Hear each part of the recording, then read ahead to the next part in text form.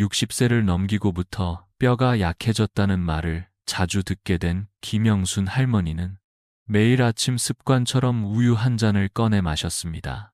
뉴스에서도 건강 프로그램에서도 젊었을 때부터도 우유는 뼈 건강에 좋다고 들었기에 의심 없이 마셔왔습니다. 특히 나이가 들면 칼슘이 부족해진다기에 더더욱 빼놓을 수 없었습니다. 그런데 며칠 전 정기검진에서 의사가 뜻밖의 이야기를 꺼냈습니다. 지금 마시는 우유가 뼈에 그다지 도움이 되지 않을 수 있으며 오히려 관절의 염증이나 혈당에 문제를 일으킬 수도 있다는 것이었습니다. 처음에는 귀를 의심했습니다. 하지만 검사 결과를 보고 나니 무언가 잘못되어 가고 있다는 느낌을 지울 수 없었습니다. 김 할머니는 우유를 마신 뒤 종종 속이 더부룩하고 가스가 차는 느낌을 받았지만 나이 탓이라 여기고 대수롭지 않게 넘겨왔습니다. 그러나 그것이 단순한 노화가 아니라 잘못된 식습관일 수도 있다는 생각이 들자 걱정이 커졌습니다.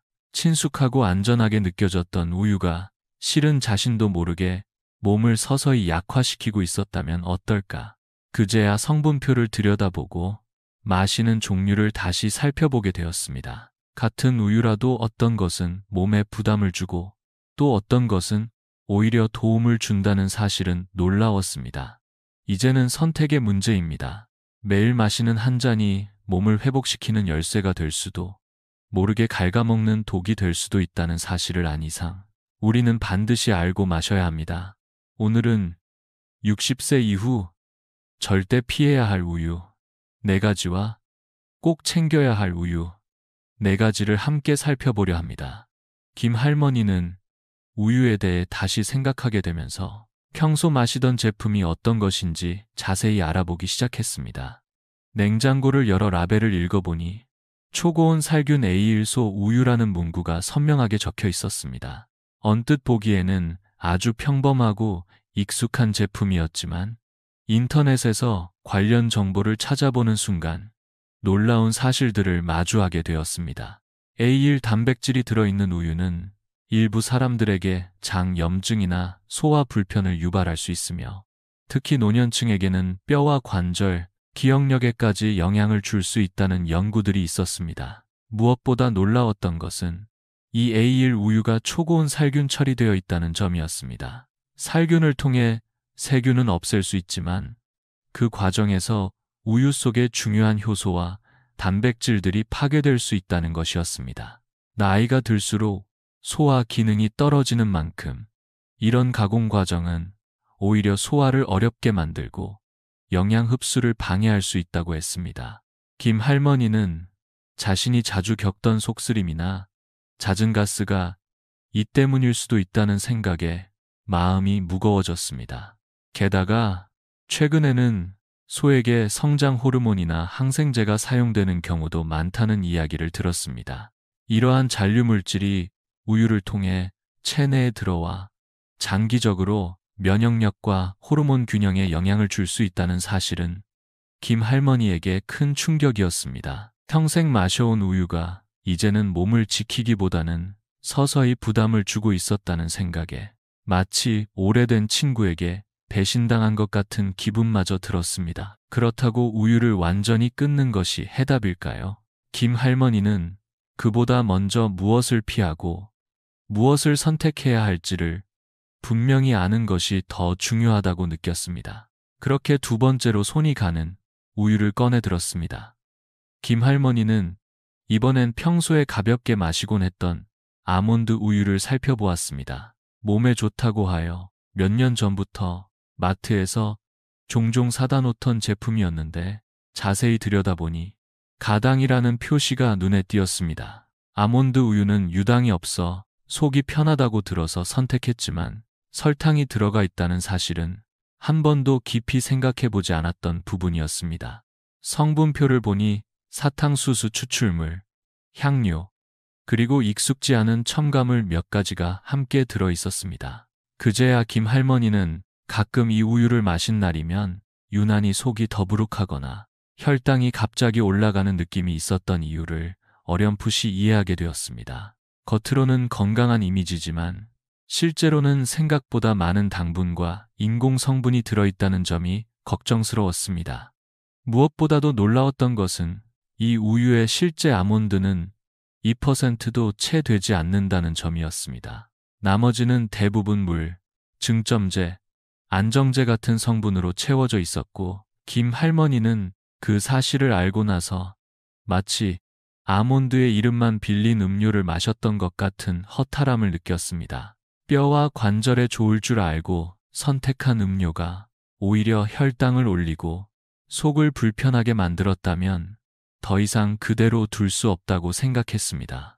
그렇다고 아몬드 우유 자체가 나쁜 것은 아니라는 것도 알게 되었습니다. 문제는 가당이라는 작은 한 글자였습니다. 무가당 제품을 고르고 칼슘과 비타민 D가 함께 강화된 제품이라면 상황은 완전히 달라질 수 있다는 사실이 위안이 되었습니다. 김 할머니는 다음번 장을 볼 때는 반드시 성분표를 먼저 보는 습관을 들여야겠다고 마음먹었습니다.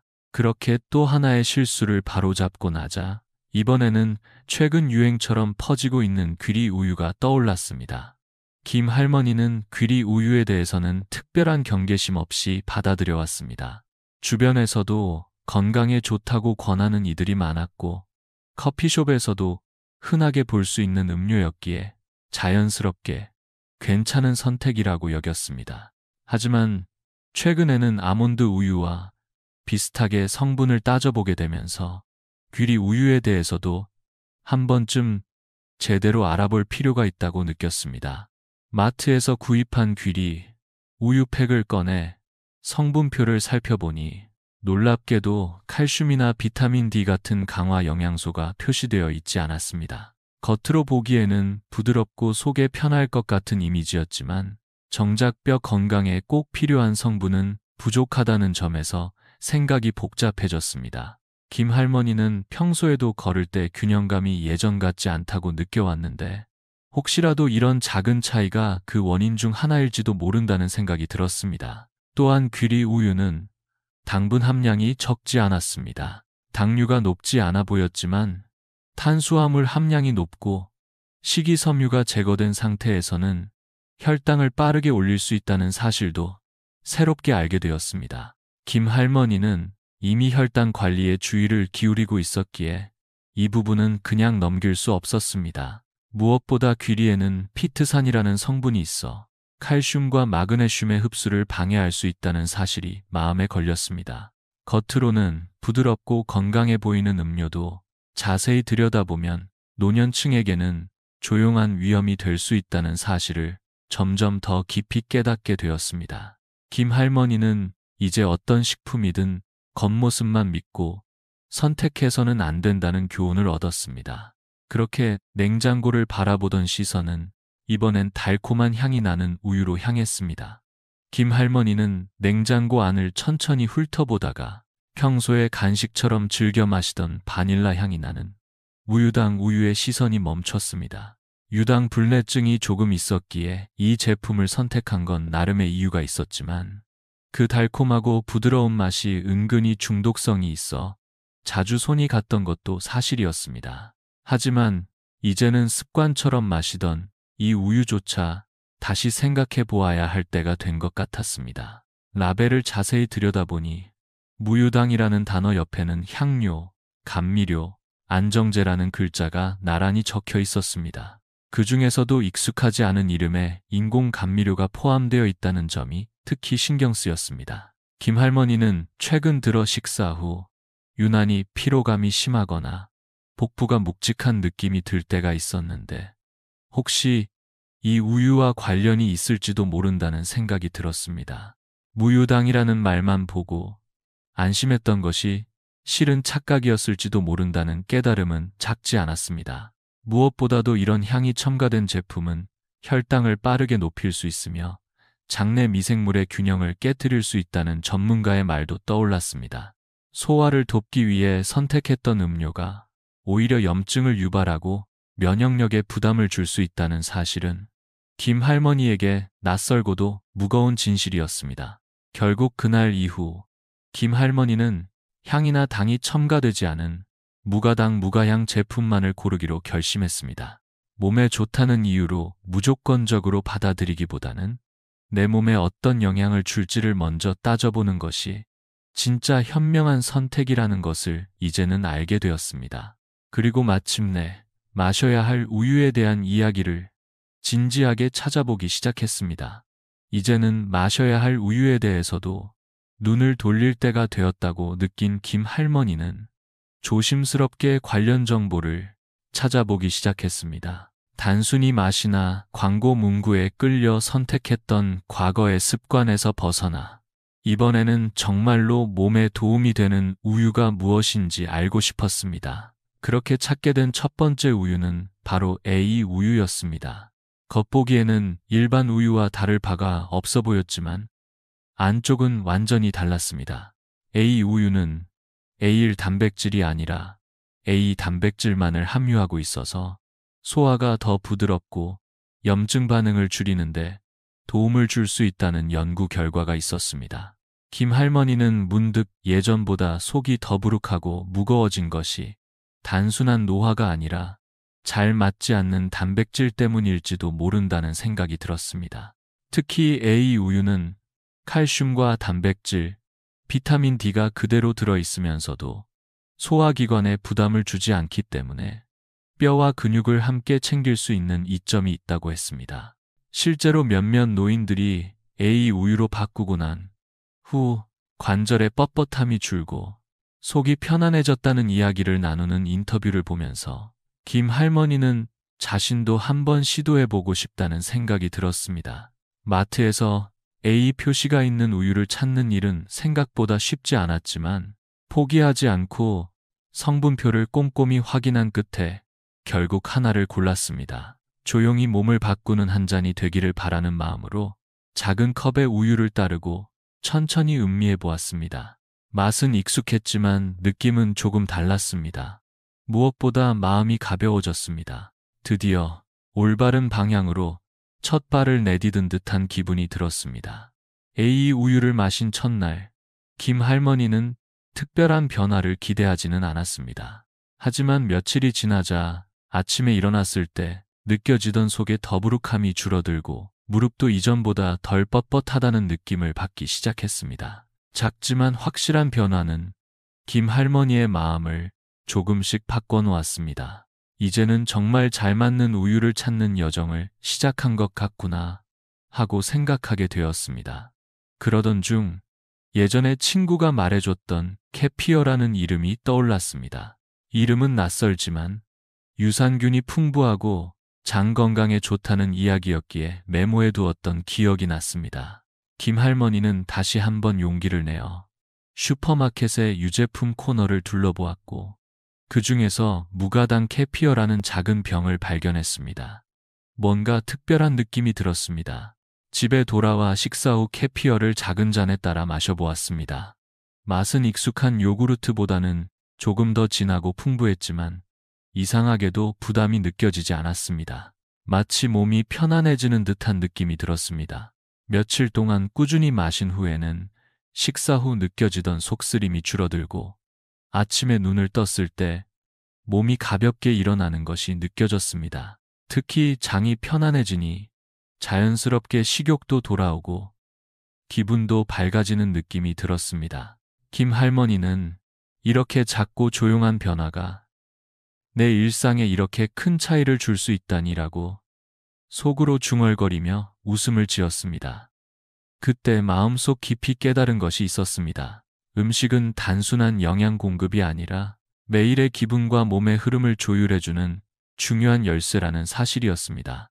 캐피어를 마시며 장이 편안해지고 몸이 한결 가벼워진 느낌을 경험한 김 할머니는 예전과는 다른 시선으로 마트 진열대를 바라보게 되었습니다. 이제는 제품 하나하나의 성분을 읽고 내 몸에 어떤 영향을 줄지를 먼저 떠올리는 습관이 자연스럽게 생긴 것이었습니다. 그러던 어느 날 진열대 구석에서 평소 잘 보지 못했던 염소 우유를 발견하게 되었습니다. 처음에는 낯설고 익숙하지 않아 망설였지만 인터넷에서 본 정보가 떠올랐습니다. 염소 우유는 A1 단백질이 없고 소화가 쉬우며 칼슘과 셀레늄 같은 미네랄이 풍부하다는 설명이 있었습니다. 특히 중년 이후 소화력이 약해진 사람들에게 더 편안하게 작용한다고 적혀 있었던 기억이 나며 김할머니는 조심스럽게 한 병을 집어들었습니다. 집에서 따뜻하게 데워 한 모금 마셔보니 생각보다 부드럽고 고소한 맛이 느껴졌습니다. 평소에 느꼈던 속쓰림이나 답답함이 거의 없었고 마신 뒤에도 소화가 편안하게 이어졌습니다. 무엇보다 인상 깊었던 것은 그날 밤 잠들기 전까지 몸이 차분하게 가라앉는 느낌이 들었다는 것이었습니다. 마치 몸속에서 불필요한 긴장이 하나씩 풀리는 듯한 평온함이 김 할머니를 감싸 안았습니다. 며칠간 마시면서 관절 주변의 뻣뻣함이 덜해지고 아침에 일어나는 것이 조금 수월해졌다는 점도 눈에 띄는 변화였습니다. 작은 잔 하나가 몸 전체의 흐름을 바꾸는데 도움이 될 수 있다는 사실은 놀라움과 동시에 감사함으로 다가왔습니다. 김 할머니는 이렇게 말없이 몸을 돌봐주는 음식이야말로 진짜 좋은 음식이라고 마음속 깊이 느끼게 되었습니다. 염소 우유로부터 예상치 못한 편안함을 느낀 김 할머니는 이제는 우유를 고를 때 몸이 먼저 반응하는 것을 가장 중요하게 여기게 되었습니다. 단순히 영양 성분의 숫자가 아니라 실제로 마셨을 때 속이 편안한지 하루가 어떻게 흘러가는지를 느껴보는 것이 더 의미 있다고 생각하게 된 것입니다. 그렇게 자신의 몸을 중심에 두고 선택하던 중 눈에 띈 또 다른 제품이 있었습니다. 바로 무가당 칼슘 강화 아몬드 우유였습니다. 처음 아몬드 우유에 실망했던 기억이 떠올랐지만 이번 제품은 확실히 달라 보였습니다. 성분표에는 설탕이나 인공 향료 대신 칼슘과 비타민 D, 마그네슘이 강화되어 있다는 설명이 명확히 적혀 있었습니다. 김 할머니는 한 번은 속았지만 이번엔 다를지도 모르지라는 마음으로 조심스럽게 병을 열었습니다. 블루베리와 아마씨를 함께 넣어 간단한 아침 스무디를 만들어 마셨을 때 이전과는 전혀 다른 느낌이 들었습니다. 혈당이 불안정해지던 증상이 덜했고 식사 후에도 오랜 시간 안정적인 에너지가 이어졌습니다. 무엇보다도 관절 주변이 묵직하지 않고 가볍게 느껴진다는 점이 인상 깊었습니다. 무가당 아몬드 우유는 단순히 설탕을 줄인 음료가 아니라 몸에 꼭 필요한 요소만을 남겨놓은 조용한 선택이었습니다. 김 할머니는 그 맛이 특별히 강렬하지는 않았지만 마실수록 마음이 놓이고 편안해지는 느낌이 들었습니다. 이렇게 작지만 정확한 선택이 하루 전체의 균형을 만들어준다는 사실을 새삼스럽게 깨달았습니다. 며칠 전까지만 해도 매일 아침 아무 생각 없이 꺼내 마시던 우유 한 잔이 이제는 김 할머니의 하루를 완전히 다르게 만들고 있었습니다. 단순히 음료 하나를 바꾼 것일 뿐인데 속이 편안해지고 무릎이 덜 뻣뻣해졌으며 잠자리에서도 마음이 더 가라앉는 것을 느낄 수 있었습니다. 무엇보다도 중요한 변화는 자신의 몸을 다시 들여다보고 소중하게 대하기 시작했다는 점이었습니다. 예전에는 겉모습이 익숙하고 광고에서 좋다고 하는 것만 믿고 선택하곤 했지만 이제는 내 몸에 맞는가를 먼저 묻는 사람이 되어 있었습니다. 무심코 마시던 우유가 관절을 아프게 하고 혈당을 높이고 속을 더부룩하게 만들 수 있다는 사실을 깨닫고 난 이후에는 작은 선택이 얼마나 큰 영향을 줄 수 있는지 몸소 체감하게 되었습니다. 지금 김 할머니의 냉장고에는 A 우유, 무가당 아몬드 우유, 캐피어, 그리고 염소 우유가 나란히 놓여 있습니다. 각각의 우유는 그날의 몸 상태에 따라 다르게 마셔지고 김 할머니는 매일 아침 잔을 채우기 전 오늘은 어떤 것이 가장 나에게 필요한지 조용히 묻습니다. 그것은 단순한 식습관이 아니라 자신을 더 잘 돌보는 삶의 방식이 되었습니다.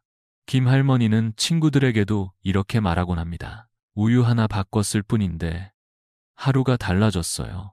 예전보다 기운도 나고 마음도 편해졌어요. 우리 나이에 중요한 건 결국 몸이 보내는 신호를 귀 기울여 듣는 거예요. 그 말에는 오랜 시간 몸과 마음을 돌보며 살아온 사람만이 줄 수 있는 따뜻한 울림이 담겨 있습니다. 이제는 우유 한 잔도 그냥 넘기지 않습니다. 오늘 마시는 선택이 내일의 건강을 만든다는 사실을 김 할머니는 누구보다도 잘 알고 있기 때문입니다.